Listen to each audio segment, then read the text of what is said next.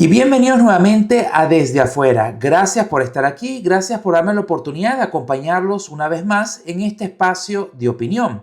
Y hablando de opiniones, yo hoy precisamente quiero traer un tema que probablemente no sea el único, que una especie de sensación de sentirse entrampado. Pero ¿a qué me refiero con esto? Es sentirse entrampado en no saber dónde estamos parados en este proceso de transición. ¿A qué me refiero con esto? Tenemos la expectativa y también la seguridad en el sentido de que este proceso de transición que se inició el 3 de enero está siendo tutelado, guiado y orquestado por los Estados Unidos. Y yo creo que es una garantía bastante importante desde el punto de vista que si desde el año 98 no hemos logrado nosotros por nuestros propios esfuerzos en sacudirnos al chavismo, y la única vez que se hizo fue en el 2002 y ya vemos lo que fue a parar, ahora tenemos un proceso en el cual finalmente alguien tomó la batuta y tomó las acciones necesarias, aquellas que eran necesarias hace mucho tiempo, para finalmente aceptarle un golpe contundente al régimen, el cual lo hemos visto que ese golpe fue tan duro que el régimen cambió completamente su dialéctica. Pasamos de tener del chavismo expropiador a tener el chavismo inversor. El chavismo ahora que dice estar abierto a la economía de mercado y el chavismo que hoy en día dice que busca inversiones y que busca más que todo abrirse a todo tipo de mercado, inversiones, financiamientos y demás. Entonces fue tan duro el golpe que le aceptaron al chavismo que le cambió por completo el discurso. Pero, ¿qué sucede? Ahora estamos, por un lado, esperando con toda la buena fe y con toda la expectativa de que este proceso de transición tutelado desde Washington llegue a buen fin, llegue a buen puerto, llegue al momento que tenga que llegar. Por otro lado, también tenemos un país sumido en una crisis profunda, no solamente lo que acabamos de vivir, de ver básicamente con el doblete sísmico que pasó el pasado 24 de junio, sino que adicionalmente a ello ya es el país que venía agónico, agonizando tanto por el colapso infraestructural de 26, 27 años de completa desinversión, en el cual se ha quedado oscuro el país, se ha quedado seco, sin agua, se ha quedado sin un tejido industrial, porque básicamente los reductos industriales que sobreviven son aquellas economías, aquellas empresas maltrechas que más o menos han buscado reinvertirse para sobrevivir a la debacle económica que causó el chavismo. Entonces tenemos un país que ya venía agonizando desde el punto de vista económico, desde el punto de vista estructural y desde el punto de vista de productivo, porque la productividad que tenemos hoy en día yo creo que no es ni la tercera parte de lo que podemos haber tenido hace 20 años, y parece más bien que Venezuela, en lugar de estar en el siglo XXI, estamos viviendo como si fuéramos en el siglo XIX. Tenemos todas estas circunstancias y entonces esto lleva a que la matriz de opinión del país también cambie, porque obviamente si le preguntamos al venezolano de a pie qué es lo que quiere, bueno, inmediatamente si nos vamos a la pirámide de Maslow, bueno, cubrir las necesidades básicas. Estamos hablando que los salarios están estancados por una economía que no es productiva y que además tiene todas las circunstancias y tiene todos los elementos en contra para que no pueda prosperar. Entonces, no es solamente el hecho salarial, también el hecho de que un país no puede avanzar sin electricidad y sin agua. Entonces, si hablamos de las necesidades que tiene el venezolano común, y esto es un problema que afecta a todo el mundo, porque por más que alguien pueda invertir en un tanque de agua más grande o colocar un tanque de agua en su apartamento, o aquellos que pueden invertir en tener una planta eléctrica, tomar una planta eléctrica funciona con gasoil y tampoco hay gasoil a nivel nacional suficiente. Entonces todo esto es un ciclo sin fin de perdición que ha generado el chavismo. Entonces obviamente hablamos de un proceso de transición que viene con una agenda, que viene con una tempística diferente, porque hoy en día si hablamos de estabilización y si hablamos de transición y si hablamos de tantos otros factores, ¿por dónde se comienza? ¿Cuáles son las prioridades? Si queremos hablar de democracia, podemos tener elecciones sin poderes públicos, podemos tener elecciones sin ninguna garantía electoral, podemos hablar de elecciones sin que exista un legislativo que realmente legisle como tiene que ser y sin que exista un poder judicial que realmente se aplique el ejercicio transparente de la ley y al apego constitucional. Podemos hablar de democracia con una constitución chavista, podemos hablar de democracia y de transición y de elecciones si todavía hay unas fuerzas armadas cuya lealtad no sabemos dónde está, pero parece que definitivamente no está del lado de la República de Venezuela, sino a, bueno, a buena pregunta, ¿no? ¿Dónde yace la lealtad del ejército, las Fuerzas Armadas, de los cuerpos policiales, de la Guardia Nacional y todos los cuerpos de seguridad del Estado? Entonces, ¿y a qué voy con esto? Porque mientras hay un sector que habla de elecciones ya, porque las elecciones son la panacea de solucionar todo, por otro lado, también un sector que dice, al menos por lo menos lo que se nos está poniendo de los Estados Unidos, de que tengamos paciencia, que es difícil tener paciencia, pero venimos de 27 años donde básicamente todo fracasó para sacar al chavismo. Ahora finalmente alguien triunfó en llevarse a Maduro y a Cilia como trofeo, y que tengamos por lo menos la paciencia de entender que 27 años de una narcodictadura tan bestial como fue y como ha sido la revolución bolivariana no se puede acabar en 2 días, y que obviamente el país necesita tener muchas más garantías antes de llegar a un escenario electoral. Y esto también un poco, y me disculpan el coloquialismo, también se vuelve, no el cuento del gallo pelón, mejor hagamos el símil de qué vino primero, el huevo o la gallina, en el sentido de que vemos cómo se esperaba que inmediatamente vinieran todas las grandes empresas petroleras y energéticas del mundo a invertir en Venezuela, y lo que nos hemos encontrado es mucho escepticismo de, bueno, estos conglomerados empresariales, los más poderosos del mundo, que dicen, bueno, ya va, pero vamos a calmarnos aquí, porque hasta que nos veamos un gobierno democráticamente electo y establecido y que existan garantías judiciales, seguridad jurídica para invertir, con las malas experiencias que fue Chávez con un pito en la boca, gritando, pitando expropiese y básicamente acabando con toda la industria nacional, no vamos a invertir ni un solo dólar. Esto pone cierta presión desde mi punto de vista, porque no tengo ningún contacto famosísimo ni dentro ni fuera de la Casa Blanca, simplemente viendo lo viendo lo que está pasando, que si nos vamos a la retórica que trata de vender la izquierda a nivel mundial, que todo esto es solamente una cuestión de petróleo, bueno, obviamente, ¿de qué más va a ser? Pero el hecho está aquí, antes que caigamos en el discurso de la soberanía o no, el petróleo es lo único que podemos ofrecer, y el mejor interés de los venezolanos es que finalmente el petróleo se explote, se extraiga, se venda en los mercados internacionales de la manera que tiene que hacerse, transparente, y que ese dinero llegue a las arcas públicas venezolanas para que luego pueda aceitar toda la industria y todo el aparataje. Luego tenemos que hablar sobre tema para otro programa después sobre el estatismo que hay en Venezuela y el tema de la renta petrolera. Pero bueno, ¿a qué voy con esto? Si nos fuéramos al punto simplista, aquel que tanto dice la izquierda, que todo esto fue simplemente por el petróleo, cosa que no es verdad, porque de hecho Estados Unidos puede hasta autoabastecerse hoy en día de petróleo, y además tiene reservas estratégicas suficientes para aguantar cualquier declive que pueda haber en la oferta mundial. Y adicionalmente, hoy en día también se han vuelto proveedores ellos de Europa, básicamente de gas y hasta de petróleo.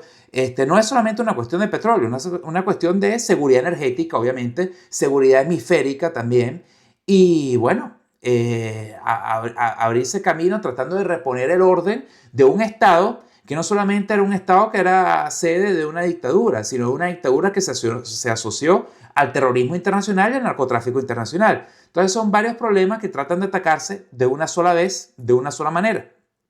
Ahora bien, si todo fuera cuestión de petróleo, única y exclusivamente, esto de todas maneras llevará a los Estados Unidos en algún momento a apurar el paso de la transición, porque yo dudo mucho que desde la Casa Blanca quieran usar el dinero de los contribuyentes norteamericanos para pagar nóminas en Venezuela, para pagar pensiones, para pagar la reconstrucción del tejido eléctrico nacional, que dicen que asciende a los 100.000 millones y tantos otros problemas, y mucho menos van a querer usar el dinero de los contribuyentes norteamericanos para reconstruir pues todo lo que pasó en La Guaira y en Caracas y en tantas otras regiones del país que se vieron afectadas. ¿Qué quiero decir con esto?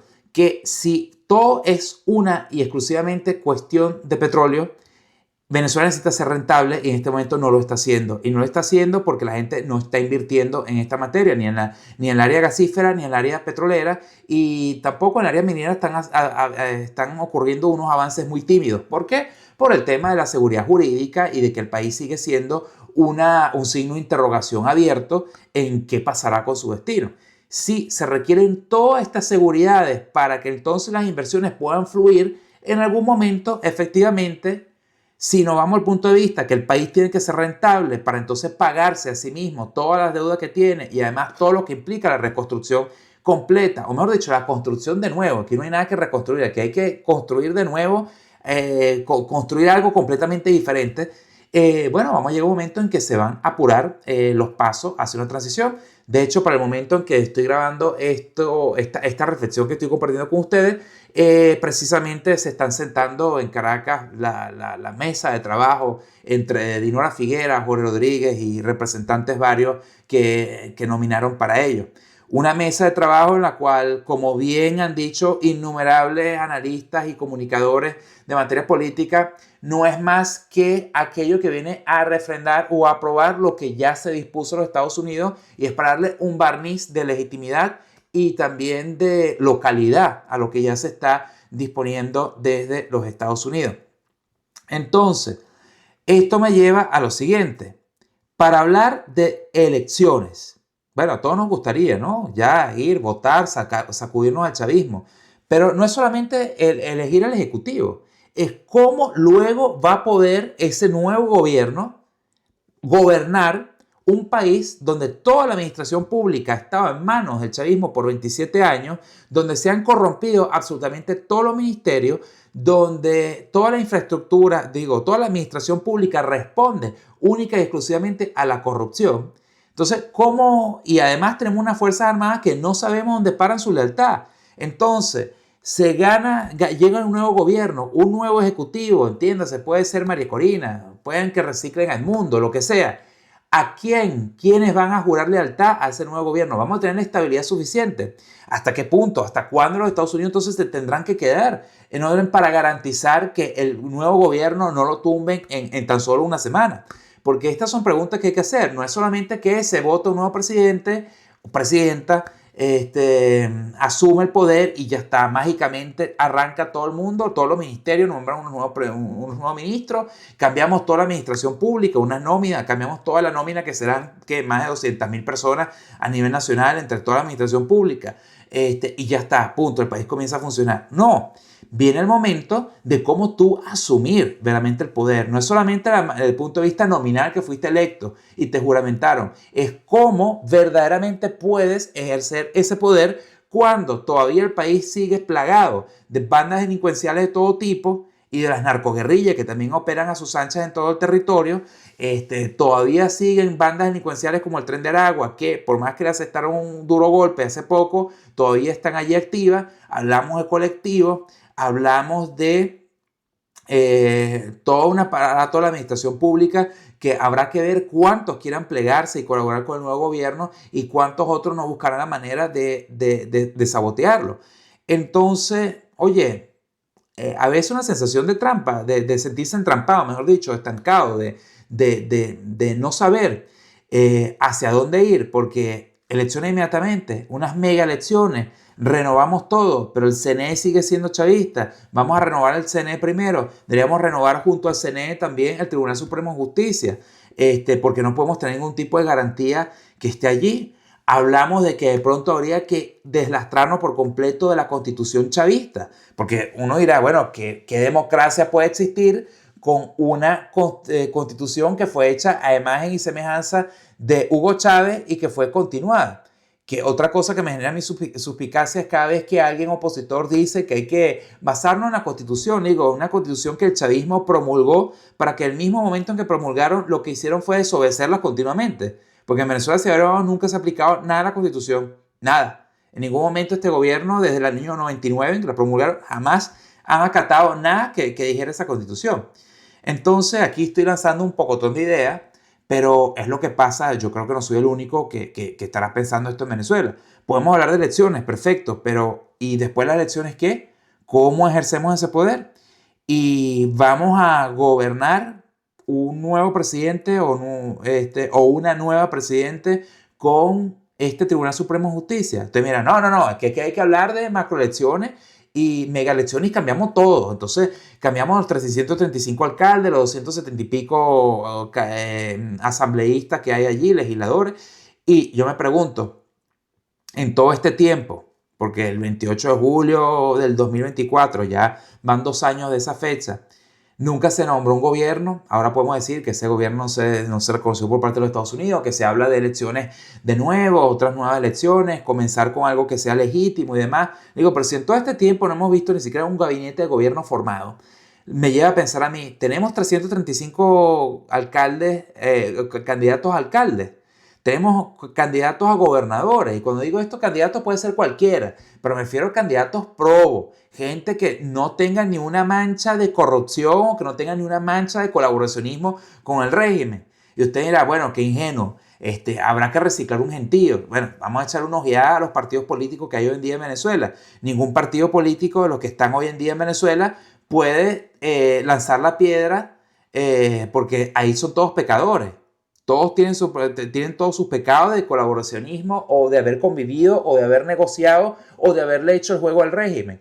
Entonces vamos a ir a un escenario de macroelecciones escogiendo a quien sea, total, que sea uno de estos partidos, entre comillas, opositores, porque bueno, cualquier cosa mejor que el chavismo.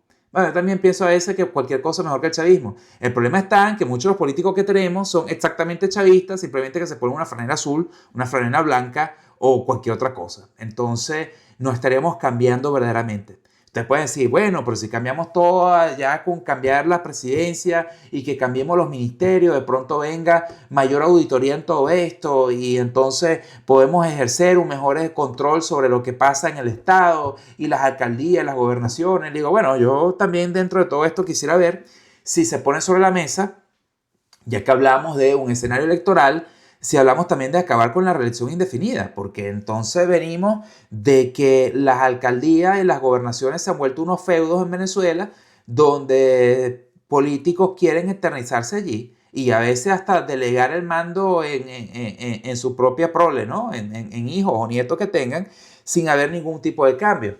Entonces, yo creo que este es un momento para que todos estos temas se coloquen sobre la mesa y se discutan y se debatan ampliamente. Mi punto de vista, el cual no digo que estoy acertado, en el cual no digo que tengo la verdad absoluta, jamás he dicho tengo la verdad absoluta, más bien estoy grabando aquí, hablo esto con ustedes, es para que ustedes también digan, bueno, estoy de acuerdo, no estoy de acuerdo, pero en ese simple ejercicio de escuchar otro punto de vista que les pueda o no les pueda gustar, ahí es donde viene el discernimiento, ahí es donde viene el criterio. Ahí viene lo que dice el amigo Eduardo Figueroa en su canal Con Sentido Crítico. Cada quien tiene su sentido crítico y eso es lo importante, ¿no? Que uno escucha y dice, bueno, oye, de esto sí, de pronto, o no lo veo de esa manera, lo veo de esta otra. Ahí ya hay un ejercicio que es buenísimo y fundamental para la democracia. Porque si vamos a estar siempre aplaudiendo al liderazgo de turno y tratándolo como unos dioses que son perfectos y que nunca se equivocan, ahí estamos mal. Básicamente, en la democracia no solamente el arte del consenso, sino también que viene el hecho de que, bueno, cada ciudadano tiene una responsabilidad efectiva, tiene una responsabilidad grande con esto, que es el hecho de a veces discernir y discrepar y decir, hasta aquí no te acompaño, yo no estoy de acuerdo con todas estas cosas. Entonces, disculpe que divague tanto, a donde quiero llegar. En este momento, yo creo que no nos quedan muchas opciones y creo que también hay que entender aquí que los que tomaron el riesgo político y económico y militar de ir por Maduro y llevárselo a Nueva York fueron los Estados Unidos. Podemos discutir muchísimo las razones, pero y en cómo esto nos favorece o no nos favorece, pero también el discurso de la soberanía, yo creo que es algo que se quedó. La soberanía de Venezuela se acabó en el mismo momento en que Chávez se juramentó en la presidencia. ¿Por qué? Porque enseguida llegaron los cubanos a manejar todo, absolutamente todo en nuestro estado, en nuestro país, en nuestro ejército, en nuestra sociedad, hasta manejaban la identidad. Ya con que viniera un país extranjero como Cuba a manejar la identidad de Venezuela, ya sabemos que en Venezuela no existía ningún tipo de soberanía. Entonces, aquellos que vienen hoy en día a decir que si los Estados Unidos manejan esto y lo otro, ¿dónde estuvieron en 27 años? ¿Y por qué estaban tan felices entonces con la violación a la soberanía que ejerció Cuba durante, bueno, todas estas 2 décadas y más de 2 décadas y media? Entonces, estamos en este proceso de transición tutelado por los Estados Unidos. Es lo único que nos queda. Nuestra mejor garantía, creo yo, en este momento, humildemente, siéntase libre de discrepar, pero creo que nuestra única garantía en este momento de sobrevivir como país y no desintegrarnos es precisamente en que tengamos la paciencia difícil de tener cuando la gente pasa 12 horas al día sin electricidad, difícil de tener cuando el agua llega una vez a la semana, con suerte. Y muchas veces cuando ponen el agua no hay electricidad, así que las bombas no funcionan y la gente no puede llenar los tanques. También es difícil tener paciencia, lo sabemos, con los pensionados que básicamente se mueren de hambre, porque con la pensión y el bono de guerra económica y cualquier otra dádiva que este Estado dé, lo único que hacen es sustentarles el hambre, porque lo que hay es nada más les extienden el hambre a la gente. Es difícil tener paciencia, pero la única perspectiva que tenemos hoy en día en que verdaderamente podamos tener un resultado y que esto no se convierta una de las tantas veces anteriores cuando finalmente el chavismo estuvo a punto de caer y luego llega a la oposición y algo hace, algo se tranza, algo se cuadra y esa vez que estuvimos tan cerca de salir el chavismo vuelve otra vez a fortalecerlo. Yo creo que la única garantía que tenemos ahorita de que finalmente podamos salir de esta desgracia es precisamente que este proceso de transición está siendo tutelado por parte de los Estados Unidos. ¿Por qué creo yo esto? Bueno, ingenuidad bastante, de pronto bastante ingenua de mi parte, pero es que no le conviene. Y yo no soy nadie para decir que le conviene o no le conviene a los Estados Unidos, pero no le conviene tampoco seguir manteniendo un país en esta situación de desidia que así como está, seguirá arrojando migrantes, seguirá desestabilizando la región y sigue siendo antro donde se refugian cuanto bicho delincuente internacional exista. Si hablamos de que quieren tomarse el ownership del país, tampoco les conviene, porque Venezuela es un país sumamente complejo en estas circunstancias, hay que meter demasiado dinero y la cantidad de dinero que necesita Venezuela no va a llegar mientras siga el chavismo en el poder. Entonces, sea por A, por B o por C, en algún momento vamos a tener que llegar a la transición. Lo que sí yo espero es que, como hemos pecado siempre del cortoplacismo, en este momento no volvamos a pecar de eso. ¿A qué me refiero? A que hay mucho que alcanzar antes de hablar de un escenario electoral. Y no solamente hablo de refrescar, de cambiar, de reemplazar las autoridades del CNE, sino también el hecho de que hay que alcanzar todas las garantías institucionales. Tenemos que tener un Tribunal Supremo de Justicia que funcione. Tenemos que tener una Asamblea Nacional, al menos que elegirle apegada a ellos. Tenemos que hablar de unos cuerpos de seguridad que efectivamente cumplan con su función y no estén extorsionando y persiguiendo a gente inocente continuamente y que le juren lealtad al Estado. El Estado ejercido precisamente por un gobierno que venga con el mayor interés de los venezolanos. Si no tenemos estabilidad, si no tenemos ningún tipo de garantía, si no tenemos ninguna institución que pueda respaldar un nuevo ejecutivo con su nuevo tren ministerial y demás, no podemos avanzar hacia una transición democrática. De lo contrario, nos quedamos con un gobierno nominal que no va a tener el ejercicio práctico del poder. Pero bueno, esto miren, yo les digo, una sensación como de a veces sentirse entrampado, porque yo también quisiera tener elecciones ya, no quisiera ver más al chavismo en esa área del poder. Por otro lado, también entiendo que hay que pensar a nivel general. Hay que pensar en cómo vas a ejercer tú teniendo alcaldías y gobernaciones donde la mayor parte son chavistas y los que no son chavistas azules y donde lo que hay es un entramado de corrupción que está en todos los niveles de la administración pública. También que con la Fuerza Armada sigue siendo un signo de interrogación. ¿Dónde estará su lealtad? Toda la administración pública. No diré que absolutamente todas las personas que están en la administración pública sean malas en el sentido de corrupto y colaboracionista de este régimen, pero podremos readecuar toda esa nómina para que efectivamente puedan trabajar en pro de un Estado democrático o al contrario, están todos ya echados a perder y no entienden nada de democracia, sino más bien de esta anarquía y corruptela chavista. Entonces, todo es posible, lo importante es comenzar, ojalá que estemos dando pasos sólidos, ya lo veremos. Ojalá que al chavismo ahora en este proceso, estas nuevas mesas de trabajo que se abren, les pidan los hitos verificables y no como la supuesta ley de amnistía que dejó aún más de 500 presos políticos dentro de las cárceles venezolanas. Ojalá que haya un seguimiento de cerca en el cual lo sigan teniendo contra la espada y la pared, exigiéndole básicamente un compromiso real y no que se quede todo en el discurso al cual ellos están habituados. Y no creo que eso pueda No creo que eso pueda ocurrir hoy en día porque ya hemos visto, el golpe que le dieron ha sido tan fuerte que cambiaron el discurso, cambiaron las maneras, cambiaron la forma. Siempre, aunque de todas maneras eso está como una pintura chimba, ¿no? Usted nada más le da así con la uña y sacan su verdadera pintura que está por debajo. Ahí siempre tienen todos ellos su barniz rojo de corrupción, de traición a la patria, porque son todos ellos unos traidores a la patria, de ese interés de enriquecerse de lo ajeno y de no trabajar, sino de toda esa manera de ellos de hacer plata fácil de las peores maneras.